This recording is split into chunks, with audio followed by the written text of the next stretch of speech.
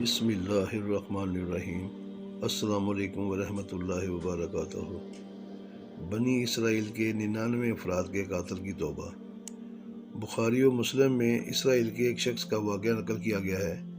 حضور اکرم صلی اللہ علیہ وسلم نے اللہ کے یہاں توبہ کی قبولیت سے متعلق صحابہ کرام رضی اللہ تعالیٰ عنہ کے سامنے بنی اسرائیل کے ایک قاتل کا نہایت خوبصورت اور ایمان افروز واقعہ بیان فرمایا کہ بنی اسرائیل میں ایک شخص چوری ڈکیتی اور قتل میں بہت مشہور تھا اور نہایت معمولی بات پر کسی کو قتل کر دیتا تھا۔ ہوتے ہوتے اس کے ہاتھ سے 99 افراد کا قتل ہو چکا۔ اس کے بعد اس کے دل میں احساس پیدا ہوا کہ مجھے بھی تو اللہ کے یہاں جانا ہے۔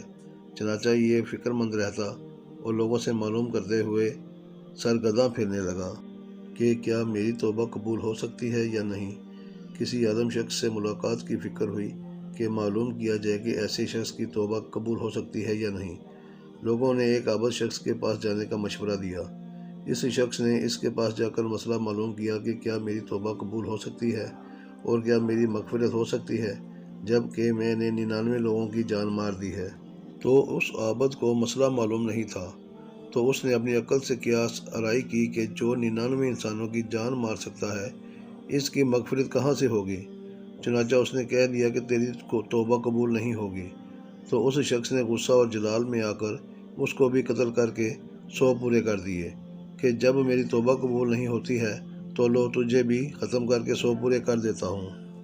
چنانچہ اس نے 100 پورے کر دیے، مگر اس کے دل میں تردد باقی رہا کہ میری مغفرت کی کوئی شکل ضرور ہوگی۔ اس لیے اس نے لوگوں سے پھر معلومات کا سلسلہ جاری کر دیا کہ روئے زمین میں سب سے بڑا عالم کون ہے، اس سے جا کر معلوم کروں گا، وہی صحیح مسئلہ بتا سکتا ہے۔ آخر لوگوں نے اس کو بتایا کہ فلاں جگہ ایک عالم رہتا ہے، اس سے جا کر معلوم کرو۔ چنانچہ اس نے اس عالم صاحب کے پاس جا کر اپنی زندگی کی کارگزاری سنائی اور 100 آدمیوں کو کس طرح سے قتل کیا سارا کارنامہ سنا کر معلوم کیا کہ اب بتلائیے کہ میری توبہ قبول ہو سکتی ہے یا نہیں۔ کیا اللہ کے یہاں مجھ جیسے گناہ گار کے لیے بھی مغفرت کا کوئی کارخانہ ہے؟ تو اس عالم صاحب کو چونکہ علم تھا تو اس نے بتلایا کہ تیرے گناہ معاف کرنے میں اللہ کے یہاں کیا رکاوٹ ہے۔ اللہ کی رحمت کا سمندر تم جیسے گناہ گاروں کے گناہوں سے بہت بڑا اور بہت وسیع ہے۔ چنانچہ اس عالم صاحب نے مشورہ دیا کہ تم فلاں جگہ سفر کر کے جاؤ، وہاں کچھ اللہ کے بندے رہتے ہیں، ان کا مشغلہ صرف اللہ کی عبادت ہے، ان کے ساتھ مل کر اللہ کی عبادت کرو اور نادم ہو کر اپنے گناہوں کی معافی مانگو، انشاءاللہ تمہاری مغفرت ہو جائے گی۔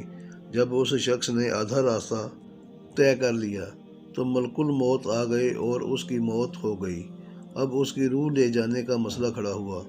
آسمانوں سے رحمت کے فرشتے بھی آئے اور عذاب کے فرشتے بھی۔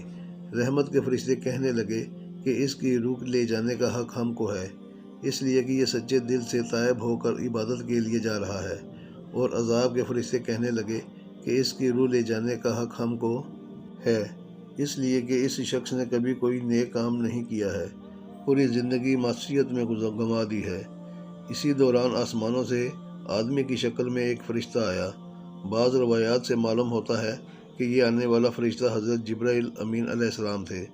چنانچہ اس فرشتہ نے تشریف لا کر فرشتوں کے درمیان یہ فیصلہ کیا کہ دونوں طرف کی مسافت ناپ کر دیکھ لو، جہاں سے آ رہا ہے وہاں کی مسافت قریب ہے یا جہاں جا رہا ہے وہاں کی مسافت، لہذا جہاں کی مسافت قریب ہو اس شخص کو وہاں والوں میں شمار کر دیا جائے۔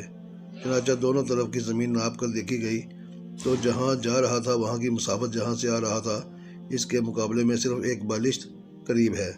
چنانچہ فیصلہ ہوا کہ مقام معصیت سے مقام عبادت صرف ایک بالشت قریب ہے، اس لیے رحمت کے فرشتوں کو اس کی روح کو لے جانے کا حق ہوگا۔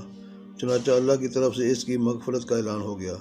حاصل معلوم ہوا کہ انسان جب بھی سچے دل کے ساتھ توبہ کرے گا تو اللہ تعالیٰ ضرور قبول فرمائیں گے انشاءاللہ۔ یہ واقعہ خصوصاً ان حضرات کے لیے حوصلہ افزائی و معاونت کا سبب ہے جو کہ بڑے بڑے گناہ کر کے اب مایوسی کی زندگی گزار رہے ہیں، کیونکہ شیطان انہیں مایوس کرتا ہے۔ بہرحال گناہ گاروں کو شیطان کی باتوں میں آ کر مایوس نہیں ہونا چاہیے، بلکہ اللہ کی رحمت سے اچھی امید رکھ کر سچی توبہ کے ذریعے اپنے آپ کو پاک و صاف کر لینا چاہیے۔ اللہ تعالی ہم سب کو نیک عمل کرنے کی توفیق عطا فرمائے، آمین یا رب العالمین۔